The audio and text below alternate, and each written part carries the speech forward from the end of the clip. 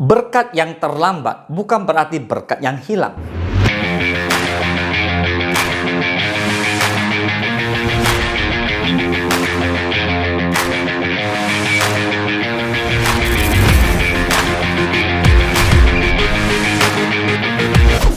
Habakuk 2:3 berkata, sebab penglihatan itu masih menanti saatnya, tetapi ia bersegera menuju kesudahannya dengan tidak menipu. Apabila berlambat-lambat, nantikanlah itu. Sebab itu, sungguh-sungguh akan datang dan tidak akan bertangguh. Saudara, salah satu pergumulan terbesar orang percaya adalah ketika doa sudah dipanjatkan bertahun-tahun, tetapi jawaban belum juga datang. Ada yang berdoa untuk pekerjaan yang lebih baik, tetapi pintu belum terbuka. Ada yang berdoa untuk pasangan hidup, tetapi masih menunggu. Ada yang berdoa untuk kesembuhan, pemulihan keluarga, atau terobosan keuangan, tetapi keadaan seolah tidak berubah. Dalam situasi seperti itu, iblis sering membisikkan satu kebohongan. Hei, Tuhan sudah melupakanmu. Berkat itu tidak akan pernah datang. Atau orang lain sudah menerima, tetapi kamu tidak. Nah, itu adalah tipu muslihatnya iblis. Namun firman Tuhan hari ini mengajarkan bahwa berkat yang diberikan oleh Tuhan tidak pernah terlambat. Bukan berarti berkat yang hilang. Tuhan tidak pernah lupa kepada janjinya. Tuhan tidak pernah kehilangan alamat anak-anaknya. Jika Tuhan menunda, bukan berarti Tuhan menolak. Jika Tuhan belum berikan, bukan berarti Tuhan tidak peduli. Seringkali Tuhan sedang bekerja di balik layar dengan cara yang tidak kita lihat. Boleh katakan amin? Hari ini kita akan belajar bahwa berkat yang terlambat bukan berarti berkat yang hilang. Yang pertama, Tuhan selalu tepat waktu meskipun tidak sesuai waktu kita. Manusia memiliki jadwal sendiri. Kita ingin doa dijawab hari ini. Kita ingin masalah selesai minggu ini. Kita ingin berkat datang sekarang. Tetapi Tuhan bekerja berdasarkan waktunya Tuhan sendiri. Pengkhotbah 3:11 berkata, ia membuat segala sesuatu indah pada waktunya. Bahkan ia memberikan kekekalan dalam hati mereka. Tetapi manusia tidak dapat menyelami pekerjaan yang dilakukan Allah dari awal sampai akhir. Perhatikan baik-baik ayat ini.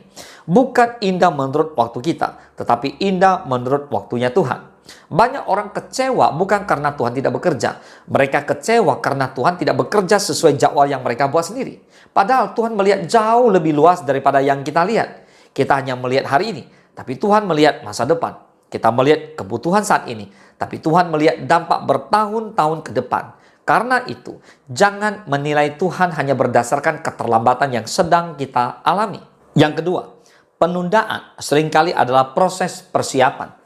Sebelum Tuhan memberikan berkat besar, seringkali Tuhan terlebih dahulu membentuk karakter penerimanya. Lihatlah Yusuf. Tuhan memberi mimpi besar ketika ia masih muda.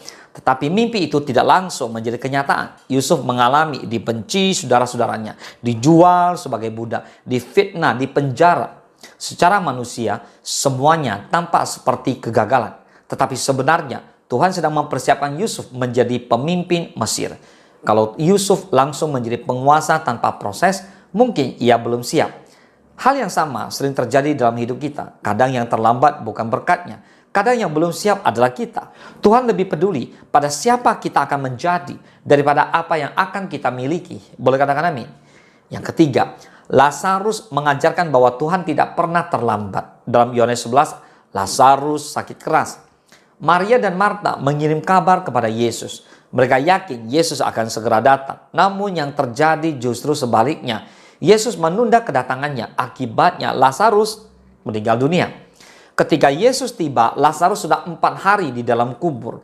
Maria dan Marta berpikir semuanya sudah terlambat, sudah tamat.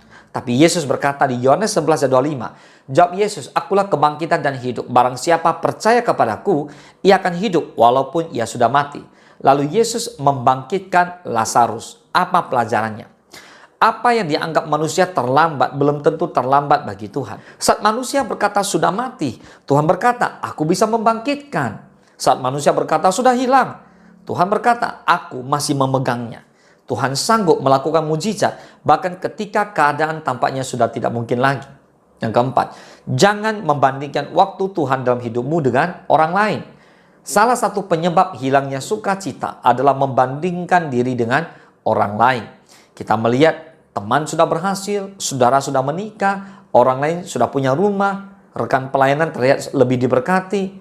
Lalu kita bertanya, Tuhan, kapan giliranku? Padahal setiap orang memiliki musim yang berbeda. Abraham menerima janji pada usia tua. Yusuf menjadi penguasa setelah bertahun-tahun penderitaan. Daud diurapi menjadi raja, tetapi menunggu lama sebelum naik tahta. Musa baru dipakai secara luar biasa setelah usia 80 tahun. Tuhan tidak pernah terlambat. Tuhan hanya memiliki jadwal yang berbeda untuk setiap orang. Jangan iri terhadap perjalanan orang lain. Fokuslah pada perjalanan yang Tuhan tetapkan bagimu. Katakan amin. Yang kelima, Tuhan tetap setia menunggu. Menunggu adalah ujian iman. Banyak orang bisa percaya ketika semuanya berjalan baik. Tetapi tidak semua orang bisa tetap percaya ketika doa belum dijawab. Yesaya 40 ayat 31 berkata, tetapi orang-orang yang menanti-nantikan Tuhan mendapat kekuatan baru. Mereka seumpama raja wali yang naik terbang dengan kekuatan sayapnya. Mereka berlari dan tidak menjadi lesu. Mereka berjalan dan tidak menjadi lelah. Lihat, tetapi orang-orang yang menanti-nantikan Tuhan mendapatkan apa?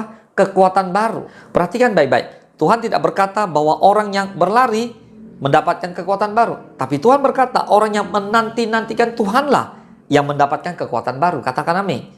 Menunggu bersama Tuhan bukan waktu yang sia-sia. Di masa menunggu, iman sedang dibangun, karakter sedang dibentuk, kesabaran sedang dilatih, hubungan dengan Tuhan sedang diperdalam.